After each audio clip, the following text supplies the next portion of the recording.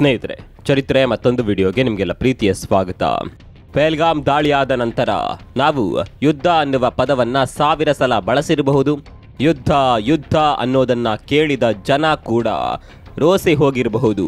ಕೆಲವರಂತೂ ಇದೆಲ್ಲ ಸಾಧ್ಯವಿಲ್ಲ, ಸುಮ್ಮನೆ ಪಾಕಿಸ್ತಾನಕ್ಕೆ ಭಯ ಹುಟ್ಟಿಸೋದಕ್ಕೆ ಭಾರತ ಯುದ್ಧ ತಯಾರಿ ಮಾಡಿಕೊಳ್ತಾ ಇದೆ ಅಂತ ಹೇಳ್ತಾ ಇದ್ದಾರೆ. ಆದರೆ ಬುಧವಾರ ಇಡೀ ಭಾರತದಲ್ಲೇ ಯುದ್ಧ ತಯಾರಿ ನಡೆಯಲಿದೆ. ಅಲ್ಲಿಗೆ ಭಾರತ ಪಾಕಿಸ್ತಾನದ ಮೇಲೆ ಖಂಡಿತವಾಗಿಯೂ ದಾಳಿ ಮಾಡುತ್ತೆ ಅನ್ನೋದಕ್ಕೆ ಸಾಕ್ಷಿ ಸಿಕ್ಕಿಬಿಟ್ಟಿದೆ. 1971ರ ಬಳಿಕ ಇದೇ ಮೊದಲ ಬಾರಿಗೆ ನಮ್ಮ ದೇಶದಲ್ಲಿ ಯುದ್ಧದ ಡ್ರಿಲ್ ಮಾಡೋದಕ್ಕೆ ಭಾರತ ಸರ್ಕಾರ ಆದೇಶ ನೀಡಿದೆ. ಬರೋಬ್ಬರಿ 6 ದಶಕದ ಬಳಿಕ ಭಾರತದಲ್ಲಿ ಯುದ್ಧದ ಡ್ರಿಲ್ ನಡೆಯಲಿದೆ. ಅಲ್ಲಿಗೆ ಭಾರತ ಏನೋ ದೊಡ್ಡದನ್ನ ಮಾಡೋದಕ್ಕೆ ಹೊರಟಿದೆ ಅನ್ನೋದು ಕ್ಲಿಯರ್ ಆಗಿ ಗೊತ್ತಾಗುತ್ತಿದೆ. ಜಿಲ್ಲೆಗಳಿಂದ ಹಿಡಿದು ಹಳ್ಳಿಗಳವರೆಗೂ ಭಾರತೀಯ ಸೇನೆ ಮಾಕ್ ಡ್ರಿಲ್ ನಡೆಸಲಿದೆ. 2 ದಿನಗಳ ಹಿಂದೆ ಪಂಜಾಬ್ ಗಡಿಯಲ್ಲಿ ಭಾರತೀಯ ಸೇನೆ ಮಾಕ್ ಡ್ರಿಲ್ ಮಾಡಿತ್ತು. ಇದೀಗ ದೇಶದ ಮೂಲೆ ಮೂಲೆಯಲ್ಲಿ ಯುದ್ಧ ನಡೆದರೆ ಆ ಸನ್ನಿವೇಶ ಹೇಗಿರುತ್ತೆ, ನಮ್ಮನ್ನು ನಾವು ರಕ್ಷಣೆ ಮಾಡಿಕೊಳ್ಳೋದಕ್ಕೆ ಏನು ಮಾಡಬೇಕು, ಯಾವೆಲ್ಲ ಸಿಗ್ನಲ್ಗಳನ್ನು ಸೇನೆ ಕೊಡುತ್ತೆ, ನಾವು ಯಾವ ರೀತಿಯ ಮುನ್ನೆಚ್ಚರಿಕೆ ಕ್ರಮಗಳನ್ನು ತೆಗೆದುಕೊಳ್ಳಬೇಕು ಅನ್ನೋದನ್ನು ದೇಶದ ಜನರ ಮುಂದೆ ಮಾಡಿ ತೋರಿಸಲು ಯುದ್ಧ ಕವಾಯತು ನಡೆಯಲಿದೆ. ಈ ಮೂಲಕ ಭಾರತ ಯುದ್ಧಕ್ಕೆ ಸರ್ವ ಸಿದ್ಧತೆಯನ್ನ ಮಾಡಿಕೊಳ್ತಾ ಇದೆ. ಭಾರತ ಈ ಮಾಕ್ ಡ್ರಿಲ್ಗೆ ಆದೇಶ ಕೊಡ್ತಾ ಇದ್ದಂತೆ ಇಡೀ ಪಾಕಿಸ್ತಾನದಲ್ಲಿ ಭಯದ ಕಾರ್ಮೋಡ ಆವರಿಸಿದೆ. ಪಾಕಿಸ್ತಾನದ ಎದೆಯಲ್ಲಿ ನಡುಕ ಸೃಷ್ಟಿಯಾಗಿದೆ. ಅದು ಕೂಡ 1971ರ ಬಳಿಕ ಇದೇ ಮೊದಲ ಬಾರಿಗೆ ಮಾಕ್ ಡ್ರಿಲ್ ನಡೀತಾ ಇದೆ ಅಂದರೆ ಅಲ್ಲಿಗೆ ಭಾರತ ಖಂಡಿತವಾಗಿಯೂ ದಂಡೆತ್ತಿ ಬರುತ್ತೆ ಅಂತ ಪಾಕಿಸ್ತಾನಕ್ಕೆ ಕನ್ಫರ್ಮ್ ಆಗಿದೆ. ಅಷ್ಟಕ್ಕೂ ಏನಿದು ಮಾಕ್ ಡ್ರಿಲ್? ಮಾಕ್ ಡ್ರಿಲ್ನ ಹಿಂದಿನ ಉದ್ದೇಶವೇನು? ಭಾರತ ಯುದ್ಧಕ್ಕೆ ನಿರ್ಧಾರ ಮಾಡಿಯೇ ಬಿಡ್ತಾ? ಎಲ್ಲವನ್ನ ಡೀಟೇಲ್ ಆಗಿ ತೋರಿಸ್ತೀವಿ ನೋಡಿ.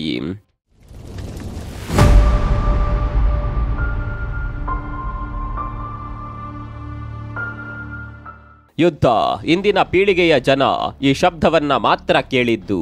ಅಸಲಿ ಯುದ್ಧ ಹೇಗಾಗುತ್ತೆ ಅನ್ನೋದನ್ನ ಭಾರತದ ಇಂದಿನ ಪೀಳಿಗೆ ನೋಡಿಲ್ಲ. ಒಂದು ವೇಳೆ ಯುದ್ಧ ಆಗಿಬಿಟ್ರೆ ಆ ಸನ್ನಿವೇಶ ಹೇಗಿರುತ್ತೆ, ನಾಗರಿಕರಿಗೆ ಯಾವ ರೀತಿಯ ಎಚ್ಚರಿಕೆಯನ್ನ ಕೊಡಲಾಗುತ್ತೆ, ನಮ್ಮ ರಕ್ಷಣೆಗಾಗಿ ನಾವು ಏನು ಮಾಡಿಕೊಳ್ಬೇಕು, ಇದ್ಯಾವುದರ ಬಗ್ಗೆ ಕೂಡ ಭಾರತೀಯರಿಗೆ ಅರಿವಿಲ್ಲ. ಕಾರಣ, ಭಾರತದಲ್ಲಿ ಕಳೆದ 4-5 ದಶಕದಲ್ಲಿ ಯಾವುದೇ ಯುದ್ಧ ಸಂಭವಿಸಿಲ್ಲ. ಗಡಿಯಲ್ಲಿ ಸಣ್ಣ ಪುಟ್ಟ ಗಲಾಟೆಗಳು ಬಿಟ್ಟರೆ ಅಂತಹ ದೊಡ್ಡ ಮಟ್ಟದ ಸಂಘರ್ಷಗಳು ಭಾರತದಲ್ಲಿ ಇತ್ತೀಚೆಗಂತೂ ಆಗಿಲ್ಲ. ಹೀಗೆ ಯುದ್ಧವೇ ನೋಡದ ಇಂದಿನ ಪೀಳಿಗೆಯ ಜನಕ್ಕೆ ಇದ್ದಕ್ಕಿದ್ದ ಹಾಗೆ ಯುದ್ಧ ನಡೆದು ಬಿಟ್ರೆ ಹೇಗಾಗಬಹುದು? ಸೇನೆ ನೀಡುವ ಯಾವ ಸೂಚನೆಯೂ ಕೂಡ ನಮ್ಮ ಜನರಿಗೆ ಅರ್ಥವಾಗ್ಲಿಕ್ಕಿಲ್ಲ.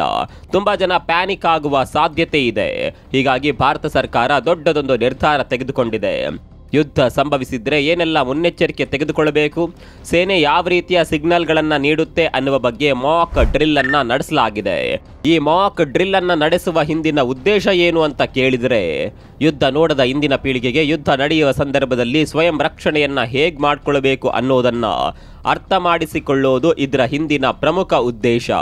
ನಮ್ಮ ದೇಶದ ಮೂಲೆ ಮೂಲೆಯಲ್ಲೂ ಕೂಡ ಮಾಕ್ ಡ್ರಿಲ್ ನಡೆಸುವಂತೆ ಕೇಂದ್ರ ಸರ್ಕಾರ ಸೂಚನೆ ನೀಡಿದೆ.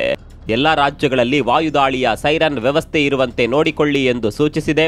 ದೇಶದ 244 ಜಿಲ್ಲೆಗಳಿಂದ ಹಿಡಿದು ಗ್ರಾಮ ಮಟ್ಟದವರೆಗೂ ಯುದ್ಧ ಕವಾಯತು ನಡೆಸುವಂತೆ ಕೇಂದ್ರ ಸರ್ಕಾರ ಆದೇಶ ಹೊರಡಿಸಿದೆ. ಇದಕ್ಕಾಗಿ ಗೃಹ ರಕ್ಷಕ ದಳ, ಎನ್ಸಿಸಿ, ಎನ್ಎಸ್ಎಸ್ ವಿದ್ಯಾರ್ಥಿಗಳು ಭಾಗವಹಿಸುವಂತೆ ಸೂಚನೆ ನೀಡಿದೆ. ಇನ್ನು ಈ ಮಾಕ್ ಡ್ರಿಲ್ನ ಸಂದರ್ಭದಲ್ಲಿ ಏನೆಲ್ಲ ನಡೆಯಲಿದೆ ಅನ್ನೋದನ್ನ ನೋಡೋದಾದರೆ, ಕೇಂದ್ರ ಸರ್ಕಾರ ನಿರ್ಧಾರ ಮಾಡಿರುವ 244 ಜಿಲ್ಲೆಗಳಲ್ಲಿ ವಿದ್ಯುತ್ ದೀಪ ಬಂದಾಗಲಿದೆ. ಆಯ್ಕೆ ಮಾಡಿಕೊಂಡಿರುವ ಬಹುತೇಕ ಎಲ್ಲ ಜಿಲ್ಲೆಗಳ ಎಲ್ಲ ಹಳ್ಳಿಗಳಲ್ಲಿ ವಿದ್ಯುತ್ ದೀಪಗಳು ಬಂದಾಗಲಿದೆ. ಅರೆ, ವಿದ್ಯುತ್ ದೀಪ ಬಂದಾಗೋದಕ್ಕೂ ಯುದ್ಧದ ಡ್ರಿಲ್ಗೂ ಏನು ಸಂಬಂಧ ಅಂತ ನೀವು ಕೇಳಬಹುದು. ಇದಕ್ಕೂ ಒಂದು ಕಾರಣ ಇದೆ. ವಿದ್ಯುತ್ ದೀಪಗಳಿದ್ರೆ ವೈರಿಗಳು ಜನವಸತಿ ಪ್ರದೇಶಗಳನ್ನು ಗುರುತಿಸೋದಕ್ಕೆ ತುಂಬಾನೇ ಸುಲಭವಾಗುತ್ತೆ. ವಿದ್ಯುತ್ ದೀಪ ಬಂದಾದರೆ ಶತ್ರುಗಳಿಗೆ ಕೆಲವೊಂದು ಪ್ರದೇಶಗಳನ್ನು ಗುರುತಿಸೋದಕ್ಕೆ ಕಷ್ಟ ಆಗುತ್ತೆ. ಹೀಗಾಗಿ ಸೈರನ್ ಮೊಳಗಿದಾಗ ವಿದ್ಯುತ್ ದೀಪಗಳು ಬಂದಾಗಲಿದೆ. ಇನ್ನು ಅಣುಸ್ಥಾವರಗಳನ್ನು ಶತ್ರುಗಳಿಂದ ಹೇಗೆ ಕಾಪಾಡಿಕೊಳ್ಳಬೇಕು ಅನ್ನುವ ಬಗ್ಗೆ ಕೂಡ ತಯಾರಿಗಳು ನಡೆದಿದೆ. ಯಾವುದೇ ಯುದ್ಧದ ಸಂದರ್ಭದಲ್ಲಿ ಅಣುಸ್ಥಾವರಗಳನ್ನು ಕಾಪಾಡಿಕೊಳ್ಳೋದು ತುಂಬಾನೇ ಮುಖ್ಯ ಆಗುತ್ತೆ. ಒಂದು ವೇಳೆ ಅಣುಸ್ಥಾವರದ ಮೇಲೆ ದಾಳಿಯಾಗಿ ಬಿಟ್ಟರೆ ಅಲ್ಲಿಗೆ ದೊಡ್ಡ ಡ್ಯಾಮೇಜ್ ಆಗೋದರಲ್ಲಿ ಅನುಮಾನ ಬೇಡ. ಇನ್ನು ಯುದ್ಧದ ಸಂದರ್ಭದಲ್ಲಿ ಸಂಕಷ್ಟಕ್ಕೆ ಸಿಲುಕಿದವರನ್ನ ಹೇಗೆ ರಕ್ಷಣೆ ಮಾಡಬೇಕು ಅನ್ನುವ ಬಗ್ಗೆ ಕೂಡ ಅಣಕು ಪ್ರದರ್ಶನಗಳು ನಡೆಯಲಿದೆ. ಇದೇ ರೀತಿ ಸೈರನ್ಗಳನ್ನು ಮೊಳಗಿಸಿ ಎಚ್ಚರಿಕೆ ಬಂದಾಗ ಏನು ಮಾಡಬೇಕು ಅನ್ನುವ ಬಗ್ಗೆ ಕೂಡ ಜನರಲ್ಲಿ ಜಾಗೃತಿ ಮೂಡಿಸುವ ಕಾರ್ಯ ನಡೆಸಲಾಗುತ್ತೆ. ಸ್ನೇಹಿತರೆ, ನಾವು ಮೊದಲೇ ಹೇಳಿದಂತೆ 1971ರಲ್ಲಿ ಇಂಥದ್ದೊಂದು ಅಣಕು ಪ್ರದರ್ಶನ ನಡೆದಿತ್ತು. ಅದು ಕೂಡ ಪಂಜಾಬ್ನಲ್ಲಿ ಮೊದಲು ಡ್ರಿಲ್ ಮಾಡಲಾಗಿತ್ತು. ಈ ಬಾರಿ ಕೂಡ ಅದೇ ಪ್ಯಾಟರ್ನ್ ಅನ್ನ ಫಾಲೋ ಮಾಡಲಾಗ್ತಾ ಇದೆ. 1971ರಲ್ಲಿ ಕೇವಲ ಮಾಕ್ ಡ್ರಿಲ್ ಮಾತ್ರವಲ್ಲ, ಯುದ್ಧ ಕೂಡ ಆಗಿತ್ತು. ಹೀಗಾಗಿ ಈ ಬಾರಿ ಕೂಡ ಯುದ್ಧ ಆಗುವ ಸಾಧ್ಯತೆ ದಟ್ಟವಾಗಿದೆ. ಇದೇ ಕಾರಣಕ್ಕೆ ಪಾಕಿಸ್ತಾನ ಭಯದಿಂದ ನಡಕ್ತಾ ಇದೆ. ಒಂದ್ ಕಡೆ ಭಾರತ ಈ ಯುದ್ಧದ ತಯಾರಿ ನಡೆಸ್ತಾ ಇದ್ರೆ, ಮತ್ತೊಂದು ಕಡೆ ಪರೋಕ್ಷ ಯುದ್ಧಗಳು ದೊಡ್ಡ ಮಟ್ಟದಲ್ಲೇ ನಡೀತಾ ಇದೆ. ಅದರಲ್ಲೂ ಭಾರತ ನಡೆಸ್ತಾ ಇರುವ ವಾಟರ್ ಸರ್ಜಿಕಲ್ ಸ್ಟ್ರೈಕ್ಗೆ ಪಾಕಿಸ್ತಾನ ಬೆಚ್ಚಿ ಬಿದ್ದಿದೆ. ಇದೇ ಭಯದಲ್ಲಿ ಭಾರತಕ್ಕೆ 150 ಟ್ರಕ್ಗಳನ್ನ ಕಳಿಸಿದೆ ಪಾಕಿಸ್ತಾನ. ಹಾಗಂತ ಇದು ಪಾಕಿಸ್ತಾನದ ಟ್ರಕ್ಗಳಲ್ಲ, ಬದಲಾಗಿ ಅಫ್ಘಾನಿಸ್ತಾನದಿಂದ ಭಾರತಕ್ಕೆ ಬರ್ತಾ ಇದ್ದ ಟ್ರಕ್ಗಳು. ಭಾರತ ಹಾಗೂ ಪಾಕಿಸ್ತಾನದ ನಡುವೆ ಬಿಕ್ಕಟ್ಟು ಶುರುವಾದಾಗ ಈ ಟ್ರಕ್ಗಳು ಪಾಕಿಸ್ತಾನದಲ್ಲಿ ಸಿಲುಕಿಕೊಂಡಿದ್ದವು. ಒಂದು ಕಡೆ ಭಾರತ ಕೂಡ ಗಡಿ ಬಂದ್ ಮಾಡಿತ್ತು, ಅತ್ತ ಪಾಕಿಸ್ತಾನ ಕೂಡ ಗಡಿ ಬಂದ್ ಮಾಡಿತ್ತು. ಹೀಗಾಗಿ ಅಫ್ಘಾನಿಸ್ತಾನದಿಂದ ಬರುವ ಟ್ರಕ್ಗಳು ಪಾಕಿಸ್ತಾನದಲ್ಲಿ ಉಳಿದುಕೊಂಡು ಬಿಡ್ತಾವೆ. ಪಾಕಿಸ್ತಾನ ಈ ಟ್ರಕ್ಗಳನ್ನು ವಶಕ್ಕೆ ತೆಗೆದುಕೊಳ್ಳುವ ಪ್ರಯತ್ನ ಮಾಡಿತ್ತು. ಈ ಟ್ರಕ್ಗಳು ಸಾಮಾನ್ಯ ಟ್ರಕ್ಗಳಲ್ಲ, ಸರಕು ಸಾಮಾನುಗಳನ್ನು ಹೊತ್ಕೊಂಡು ಭಾರತಕ್ಕೆ ಬರ್ತಾ ಇದ್ದ ಟ್ರಕ್ಗಳಿದು. 100 ಕೋಟಿ ಮೌಲ್ಯದ ಸರಕುಗಳು ಈ ಟ್ರಕ್ನಲ್ಲಿದ್ದವು. ಹೀಗಾಗಿ ಪಾಕಿಸ್ತಾನ ಇದರಿಂದ ನಮಗೆ ಒಳ್ಳೆಯದೇ ಆಯಿತು ಅಂತ ಭಾರತಕ್ಕೆ ಬರ್ತಾ ಇದ್ದ ಟ್ರಕ್ಗಳನ್ನು ಲಾಕ್ ಮಾಡಿಕೊಂಡಿತ್ತು. ಹೀಗೆ ಮಾಡಿದ್ದೇ ತಡ ಅಫ್ಘಾನಿಸ್ತಾನದಿಂದ ಅದೊಂದು ಸೂಚನೆ ಬರುತ್ತೆ. ಈ ಸೂಚನೆ ಬರ್ತಾ ಇದ್ದಂತೆ ಭಯದಲ್ಲಿ ಒದ್ದಾಡಿದ್ದ ಪಾಕಿಸ್ತಾನ ಎಲ್ಲ 150 ಟ್ರಕ್ಗಳನ್ನ ಭಾರತಕ್ಕೆ ಕಳಿಸೋದಕ್ಕೆ ಅಸ್ತು ಅನ್ನುತ್ತೆ. ನಮ್ಮಿಂದ ಒಮ್ಮೆ ಜಾಗ ಖಾಲಿ ಮಾಡಿ ಅಂತ ಟ್ರಕ್ಗಳನ್ನ ಭಾರತದ ಗಡಿಗೆ ಕಳಿಸುತ್ತೆ. ಅಷ್ಟಕ್ಕೂ ಪಾಕಿಸ್ತಾನ ಅಫ್ಘಾನಿಸ್ತಾನದ ಸೂಚನೆಗೆ ಅಷ್ಟೊಂದು ಭಯ ಬಿದ್ದಿದ್ದು ಯಾಕೆ ಅಂತ ಕೇಳಿದ್ರೆ ಉತ್ತರ ಅಫ್ಘಾನ್ ಜಲಯುದ್ಧ. ಹೌದು, ಒಂದು ವೇಳೆ ನೀವು ನಮ್ಮ ಟ್ರಕ್ಗಳನ್ನ ಭಾರತಕ್ಕೆ ಹೋಗದಂತೆ ತಡೆದ್ರೆ ಭಾರತ ಮಾಡಿದಂತೆ ನಾವು ಕೂಡ ಪಾಕಿಸ್ತಾನಕ್ಕೆ ಹರಿಯುವ ನದಿಯನ್ನ ನಿಲ್ಲಿಸುತ್ತೇವೆ ಅಂತ ಅಫ್ಘಾನಿಸ್ತಾನ ಪಾಕಿಸ್ತಾನಕ್ಕೆ ಎಚ್ಚರಿಕೆ ಕೊಡುತ್ತೆ. ಆಗಿದ್ದು ಇಷ್ಟೇ, ಒಂದು ಕಡೆ ಭಾರತ ನೀರು ಬಂದ್ ಮಾಡಿದೆ, ಮತ್ತೊಂದು ಕಡೆ ಅಫ್ಘಾನಿಸ್ತಾನ ಕೂಡ ನೀರು ಬಂದ್ ಮಾಡಿದ್ರೆ ನಮ್ಮ ಕತೆ ಮುಗೀತು ಅಂತ ಭಯ ಬಿದ್ದ ಪಾಕಿಸ್ತಾನ ಅಫ್ಘಾನಿಸ್ತಾನದ ಟ್ರಕ್ಗಳು ಭಾರತಕ್ಕೆ ಹೋಗೋದಕ್ಕೆ ಅವಕಾಶ ಮಾಡಿಕೊಟ್ಟಿದೆ. ಪಾಕಿಸ್ತಾನದ ಜೊತೆ ಭಾರತದ ಸಂಬಂಧ ಎಷ್ಟೇ ಹದಗೆಟ್ಟಿದ್ರು ಅಫ್ಘಾನಿಸ್ತಾನದ ಜೊತೆ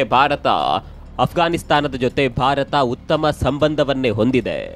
ಅಫ್ಘಾನ್ಗೆ ಕೂಡ ಅಷ್ಟೇ ಭಾರತವನ್ನ ಕಂಡ್ರೆ ತುಂಬಾನೇ ಗೌರವ, ಪಾಕಿಸ್ತಾನವನ್ನ ಕಂಡ್ರೆ ಅಫ್ಘಾನಿಸ್ತಾನಕ್ಕೆ ಆಗೋದಿಲ್ಲ. ಹೀಗಾಗಿ ಪಾಕಿಸ್ತಾನ ಈಗ 2 ಶತ್ರುಗಳ ನಡುವೆ ಸಿಲುಕಿಕೊಂಡಿದೆ. ಇದೆಲ್ಲದರ ನಡುವೆ ಪಾಕಿಸ್ತಾನದಲ್ಲಿರುವ ಧರ್ಮ ಗುರುಗಳೇ ಪಾಕಿಸ್ತಾನದ ವಿರುದ್ಧ ಧ್ವನಿ ಎತ್ತಿದ್ದಾರೆ. ಪಾಕಿಸ್ತಾನಕ್ಕಿಂತ ಭಾರತವೇ ವಾಸಿ ಅಂತ ಮುಸ್ಲಿಂ ಧರ್ಮಗುರುವೊಬ್ಬರು ಹೇಳಿದ್ದಾರೆ. ಹೌದು, ಭಾರತಕ್ಕಿಂತ ಪಾಕಿಸ್ತಾನವೇ ಹೆಚ್ಚು ದಬ್ಬಾಳಿಕೆ ನಡೆಸುತ್ತಿದೆ. ಕನಿಷ್ಠ ಪಕ್ಷ ಭಾರತವು ಇಸ್ಲಾಮಾಬಾದ್ನ ಲಾಲ್ ಮಸೀದಿ ಅಥವಾ ವಜಿರಿಸ್ತಾನದ ಮೇಲೆ ಯಾವುದೇ ಬಾಂಬ್ ಹಾಕಿಲ್ಲ ಅಂತ ಮುಸ್ಲಿಂ ಧರ್ಮಗುರು ಮೌಲಾನಾ ಅಬ್ದುಲ್ ಆಜೀಜ್ ಗಾಜಿ ಹೇಳಿದ್ದಾರೆ. ಇಂಟ್ರೆಸ್ಟಿಂಗ್ ಸಂಗತಿ ಏನು ಗೊತ್ತಾ, ಇಸ್ಲಾಮಾಬಾದ್ನ ಲಾಲ್ ಮಸೀದಿಯಲ್ಲಿ ಆಯೋಜಿಸಿದ್ದ ಧಾರ್ಮಿಕ ಸಭೆಯೊಂದರಲ್ಲಿ ಇದೇ ಮುಸ್ಲಿಂ ಧರ್ಮಗುರುಗಳು ಭಾಷಣ ಮಾಡುವಾಗ ಭಾರತದ ಜೊತೆ ಯುದ್ಧವಾದರೆ ಯಾರೆಲ್ಲ ಪಾಕಿಸ್ತಾನಕ್ಕೆ ಬೆಂಬಲಿಸುತ್ತೀರಿ ಅವರೆಲ್ಲ ಕೈ ಎತ್ತಿ ಅಂತ ಹೇಳ್ತಾರೆ. ಆಗ ಅಲ್ಲಿದ್ದ ಯಾರೂ ಕೂಡ ಕೈ ಎತ್ತಲಿಲ್ಲ. ಅಲ್ಲಿಗೆ ಪಾಕಿಸ್ತಾನದ ಜನ ಕೂಡ ಸರ್ಕಾರದ ವಿರುದ್ಧ ಇದ್ದಾರೆ ಅಂತ ಆಯಿತು. ಅದೇನೇ ಇರಲಿ, ಭಾರತ ಒಂದು ಕಡೆ ಯುದ್ಧ ತಯಾರಿ ಮಾಡಿಕೊಳ್ತಾ ಇದ್ರೆ, ಮತ್ತೊಂದು ಕಡೆ ಜಗತ್ತಿನ ಬಹುತೇಕ ಬಲಿಷ್ಠ ರಾಷ್ಟ್ರಗಳು ಭಾರತಕ್ಕೆ ಬೆಂಬಲ ನೀಡಿವೆ. ಅಲ್ಲಿಗೆ ಒಂದು ವೇಳೆ ಯುದ್ಧ ನಡೆದು ಹೋದರೆ ಪಾಕಿಸ್ತಾನ ಧ್ವಂಸ ಆಗೋದ್ರಲ್ಲಿ ಅನುಮಾನ ಬೇಡ. ಈ ಬಗ್ಗೆ ನಿಮ್ಗೆ ಏನು ಅನ್ಸುತ್ತೆ ಕಾಮೆಂಟ್ ಮಾಡಿ.